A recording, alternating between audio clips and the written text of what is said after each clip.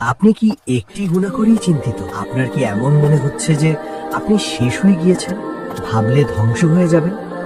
তাহলে আজকের এই ঘটনাটি পুরোপুরি শুনুন, জীবন বদলে যাবে ইনশাল্লাহ। মদিনার এক গরম দুপুর, এক ব্যক্তি তাড়াহুড়ো করে রাস্তা দিয়ে যাচ্ছিল। তার চোখে ছিল ভয় আর অনুশোচনা। সে সরাসরি এসে উপস্থিত হলো মহানবী মুহাম্মদ সাল্লাল্লাহু আলাইহি ওয়াসাল্লামের সামনে। কাঁপা কণ্ঠে বলল, ইয়া রাসূলুল্লাহ, আমি বড় একটি গুনাহ করে ফেলেছি। রাসূল সাল্লাল্লাহু আলাইহি ওয়াসাল্লাম শান্তভাবে জিজ্ঞেস করলেন, তুমি কি নামাজ পড়ো?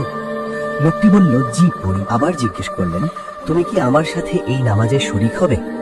লোকটি বলল, অবশ্যই। নামাজ শেষ হবার পর লোকটি আবার তার অপরাধের কথা বলতে চাইল। তখন রাসূল সাল্লাল্লাহু আলাইহি ওয়াসাল্লাম মুচকি হেসে বললেন, তুমি কি কোরআনের এই আয়াত শোনোনি?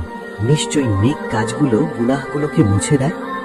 লোকটি বিস্মিত হয়ে বলল, ইয়া রাসূলুল্লাহ, এটা কি আমার জন্য? তিনি বললেন, হ্যাঁ, এটা আমার উম্মতের প্রত্যেকের জন্য। এই কথা শুনে লোকটির চোখে পানি চলে এলো। সে বুঝতে পারল আল্লাহর রহমত কত বিস্তৃত, আর তাওবার দরজা কখনো বন্ধ হয় না।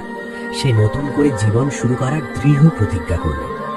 এই ঘটনাটি আমাদের শেখায়, মানুষ ভুল করতেই পারে, কিন্তু আল্লাহর দরবারে ফিরে আসার পথ সব সময় খোলা।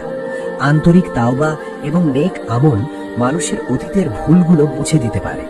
কখনো হতাশ হওয়া যাবে না, কারণ আল্লাহর রহমত আমাদের গুনাহের চেয়েও বড়। উপদেশ: 1. গুনাহ হয়ে গেলে দেরি না করে তাওবা করা উচিত। 2. নিয়মিত নামাজ ও নেক আমল জীবনের পরিবর্তনের চাবিকাঠি। 3. আল্লাহর রহমত থেকে কখনো নিরাশ হওয়া যাবে না।